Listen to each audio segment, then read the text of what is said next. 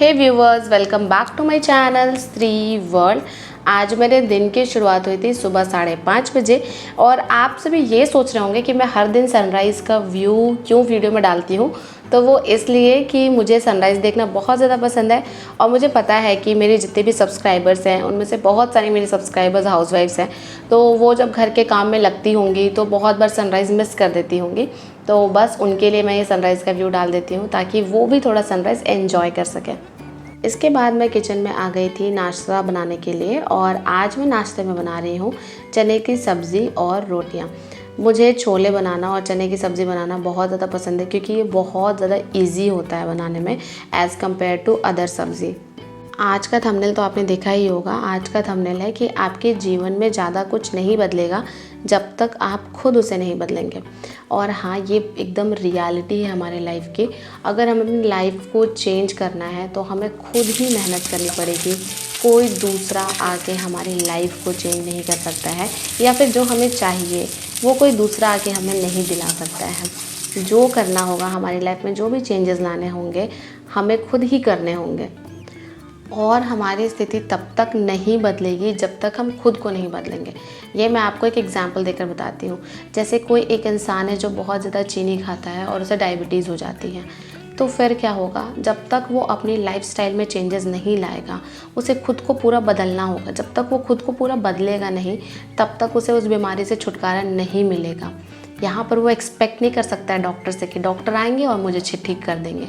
नहीं, डॉक्टर केवल आपको सलाह दे सकते हैं, मेडिसिन दे सकते हैं, लेकिन अपनी लाइफस्टाइल को चेंज करना उस इंसान के ऊपर है। और जितनी जल्दी वो अपनी लाइफस्टाइल चेंज कर लेगा उतनी जल्दी वो उस बीमारी से ठीक हो जाएगा।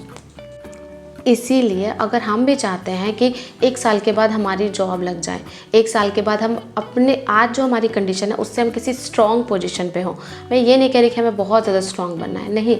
जो भी हमारी आज सिचुएशन है उससे थोड़ी अगर हम स्ट्रॉन्ग सिचुएशन में रहते हैं 1 साल बाद, तो उसके लिए हमें 1 साल पहले से तैयारी करनी होगी। 1 साल पहले से हमें मेहनत करनी होगी, अपनी लाइफस्टाइल को चेंज करना होगा, पढ़ाई करनी होगी और बहुत ज़्यादा मेहनत करनी होगी।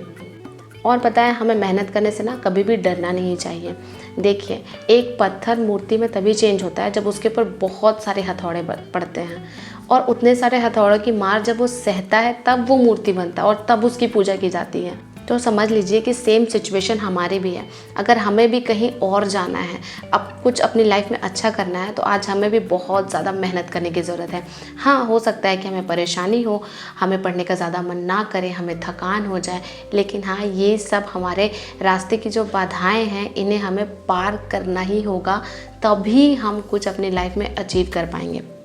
अगर हम रोते रहेंगे कि अरे यार, मेरी लाइफ तो ऐसी है, मेरी लाइफ तो वैसी है, अब क्या करें, तो फिर देखिएगा आपकी लाइफ आज जैसी है उससे भी ख़राब स्थिति में 5 साल बाद होगी। कभी भी आपकी लाइफ में अपग्रेडेशन नहीं होगा। तो मैं आपको यही कहूँगी कि हमें अपने आप को अपग्रेड करने की ज़रूरत है, और जब हम खुद को अपग्रेड करेंगे तो ज़िंदगी हमें खुद अपग्रेड कर देगी। मैं आपको यही कहूँगी कि आप अपने अंदर परिवर्तन लाइए। आपकी ज़िंदगी में बाहर ज़रूर परिवर्तन होगा और विस्फोट के साथ होगा। मुझे इस बात का पूरा भरोसा है। मुझे लगता है कि अगर आज मैं पढ़ रही हूँ तो कभी ना कभी मेरी जॉब ज़रूर लग जाएगी। और मैं एकदम विश्वास के साथ बता सकती हूँ कि अगर आप भी मेहनत करेंगे तो आपकी लाइफ भी ज़रूर बदलेगी। शुरुआत में ही सब आपको सपोर्ट करने नहीं लग जाएंगे। आपको पहले खुद मेहनत करनी होगी, उसके बाद धीरे धीरे लोग आपको सपोर्ट करने लगेंगे। बट हाँ, अपनी लाइफ बदलने के लिए हमें खुद को बदलना होगा, अपने हैबिट्स को बदलना होगा, अपने इंटेंशंस को बदलना होगा। और फिर देखिएगा, जैसे जैसे आप अपने अंदर चेंज लाएंगे वैसे वैसे आपकी बाहर की रियलिटी भी चेंज होती जाएगी। आपके जीवन में सब कुछ बदल सकता है अगर आप अपनी हैबिट्स को बदल ले तो, अपने सोचने के तरीके को बदल ले तो। सब कुछ आप पे डिपेंड करता है।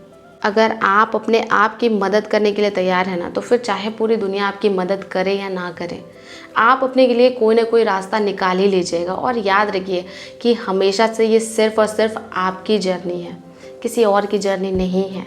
ये आपकी जर्नी है। मेहनत आपको करनी पड़ेगी, आपको खुद की मदद करनी पड़ेगी, आपको ज़िद्दी बनना पड़ेगा। तो आज मैं आपको ये भी बताऊंगी कि आप खुद को कैसे चेंज कर सकते हैं। आपको खुद से केवल एक प्रॉमिस करना है कि आप जो आज हैं उससे 1% बेटर कल बनेंगे।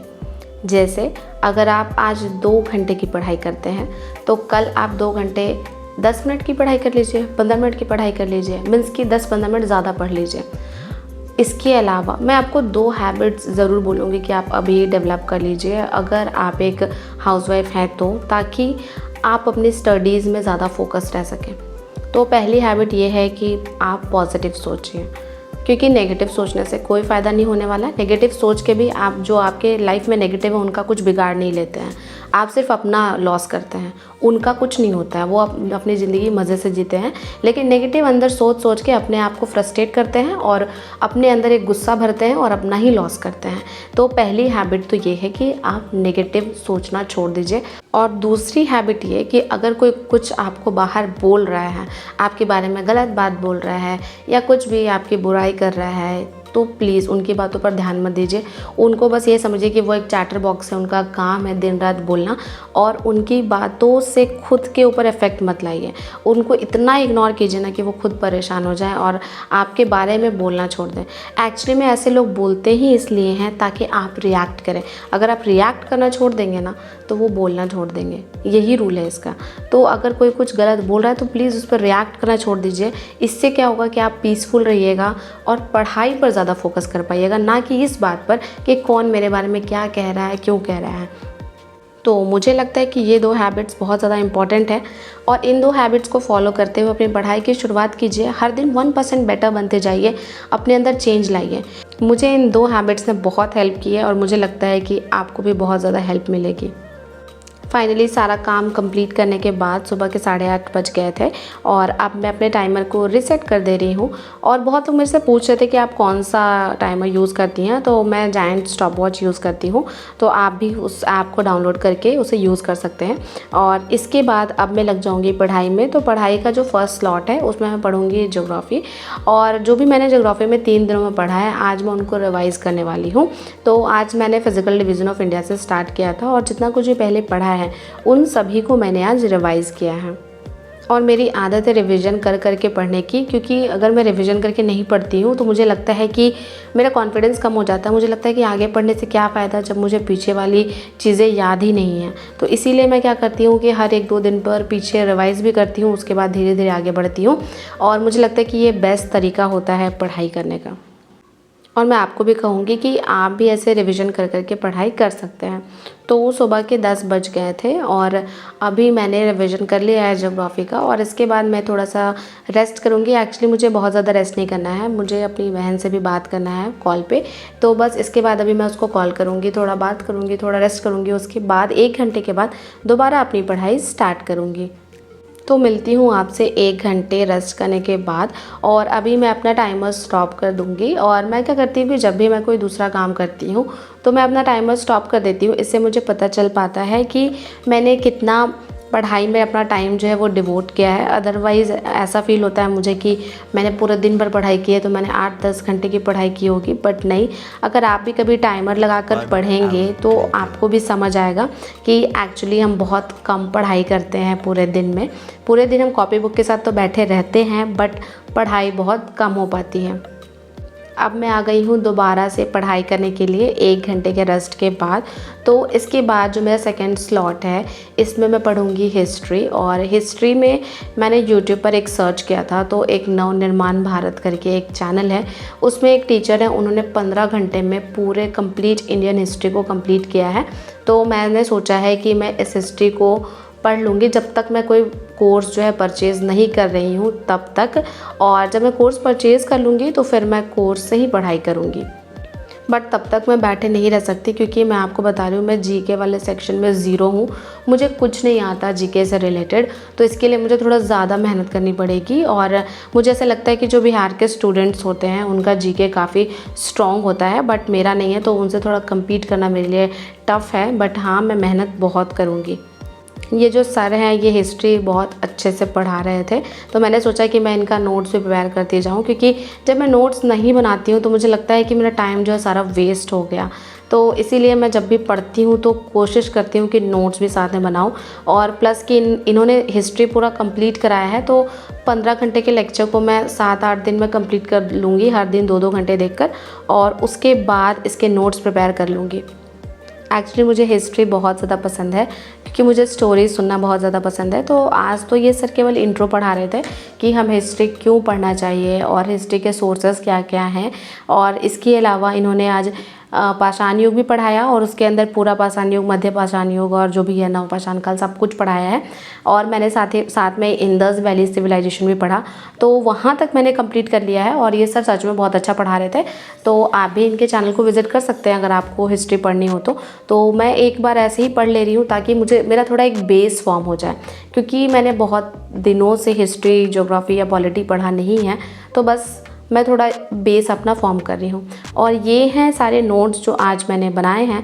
इनका जो था लेक्चर वो था 15 आवर्स का, बट मैंने 1 आवर 38 मिनट तक ही कंप्लीट किया है लेक्चर, क्योंकि मैं साथ साथ में नोट्स भी प्रिपेयर कर रही थी। तो बस अब मैं अपना टाइमर जो है वो ऑफ़ कर दूँगी। और इस तरह से अभी तक मैंने 3.5 घंटे की पढ़ाई पूरी कर ली है। और अब मैं थोड़ा रेस्ट करने जाऊँगी और रेस्ट करने के बाद आपसे मिलूँगी। इसके बाद मेरा एक पार्सल आ गया था फ्लिपकार्ट से, तो मैं वो पार्सल देखने चली गई थी। और जब भी मैं नीचे जाती हूँ तो मैं झूले पे ही बैठती हूँ, क्योंकि मुझे झूला झूलना बहुत ज़्यादा पसंद है। अगर आप मेरे पुराने सब्सक्राइबर हैं तो आपको ज़रूर पता होगा कि मुझे झूला कितना ज़्यादा पसंद है। तो ये 2 सूट मैंने फ़्लिपकार्ट से मंगवाए हैं और ये सच में बहुत अच्छे थे। अभी मैंने इनको ट्राई नहीं किया है, बट मैं इन्हें ट्राई करके देख लूँगी। अगर ये मुझे फ़िट आते हैं तो कल मैं इसे पहनकर आपको ज़रूर दिखाऊँगी। मैंने 2 सूट ऑर्डर किए थे। एक्चुअली यहाँ पे जो मार्केट है, यहाँ पर आपको अच्छा कलेक्शन मिलेगा ही नहीं सूट वगैरह का, क्योंकि बहुत छोटा मार्केट है यहाँ का। और अगर आपको अच्छा कलेक्शन भी मिलता है तो क्वालिटी अच्छी नहीं मिलती है। तो इस वजह से मेरे पास ऑनलाइन का ही ऑप्शन बचता है, तो मैं ऑनलाइन ही अपने सूट्स वगैरह परचेज़ कर लेती हूँ। मैंने 2 सूट ऑर्डर किए थे, एक मरून कलर का है और दूसरा ब्लैक कलर का है। मैं आपको बता रही हूँ कि शादी के बाद मैं फ़र्स्ट टाइम ब्लैक कलर का सूट बाय कर रही हूँ। उससे पहले, मतलब शादी से पहले मैं ब्लैक कलर बहुत ज़्यादा पहनती थी, बट शादी के बाद तो ऐसा हुआ कि मैं केवल रेड, मैरून और येलो, यही 3 कलर ज़्यादा पहनती हूँ। तो इसीलिए इस बार मैंने ब्लैक कलर मंगाया है। अब मैं आ गई हूँ दोबारा पढ़ाई करने के लिए, तो अब मैं अपना टाइमर ऑन कर दे रही हूँ। और अब जो मेरा नेक्स्ट सब्जेक्ट है वो है इंग्लिश। और इंग्लिश में आज मैं कंडीशनल सेंटेंसेस पढ़ने वाली हूँ। तो एक्चुअली ये बहुत इजी होता है ये टॉपिक। जब मैंने इंग्लिश पूरा पढ़ा था तो उस समय मुझे सबसे ज़्यादा इजी टॉपिक यही लगता था। इसके केवल 5 रूल्स होते हैं, तो मैं वो 5 रूल्स सच में भूल गई हूँ, क्योंकि बहुत दिनों से इंग्लिश को टाइम नहीं दिया है मैंने। तो अभी मैं क्या करूँगी कि इसके सारे 5 रूल्स को अच्छे से पढ़ लूँगी और इसके एरर भी सॉल्व कर लूँगी। Actually Bihar 7th phase examinations के लिए इंग्लिश उतना ज़्यादा इंपॉर्टेंट नहीं है, क्योंकि इंग्लिश केवल 25 मार्क्स की आ रही है और वो भी क्वालिफाइंग है कि आपको मतलब हिंदी इंग्लिश मिला के 30 मार्क्स लाना है। बट DSSB की भी वैकेंसी कभी भी आ सकती है, तो ऐसे में इंग्लिश पढ़ना मैं छोड़ दूँगी एकदम, तो फिर उस समय मुझे बहुत ज़्यादा मुश्किल होगी। तो इसीलिए मैं इंग्लिश सब्जेक्ट को साथ साथ पढ़ रही हूँ। तो बस अब मैंने इंग्लिश भी पढ़ लिया है और साथ ही साथ कंडीशनल्स चैप्टर को भी कंप्लीट कर लिया है। आज मैं बस इतना ही पढ़ूंगी और इसके बाद का जो टाइम है वो बाकी फैमिली मेम्बर्स के साथ स्पेंड करूंगी। तो बस आज के व्लॉग को मैं यहीं पर ख़त्म करती हूँ और अब मैं अपना टाइमर ऑफ़ कर दे रही हूँ। इस तरह से आज भी मैंने 5 घंटे की पढ़ाई की है और मुझे अच्छा लग रहा है कि हर दिन मैं धीरे धीरे अपने स्टडीज़ आवर को इंक्रीज़ कर रही हूँ। इसके बाद मैं नीचे आ गई थी और हम सब मिलकर TV देख रहे थे और बहुत सारी बातें कर रहे थे। अगर आपको मेरा आज का व्लॉग अच्छा लगा हो तो लाइक कर दीजिए, चैनल पर नए हैं तो सब्सक्राइब कर दीजिए। मिलते हैं नेक्स्ट व्लॉग में।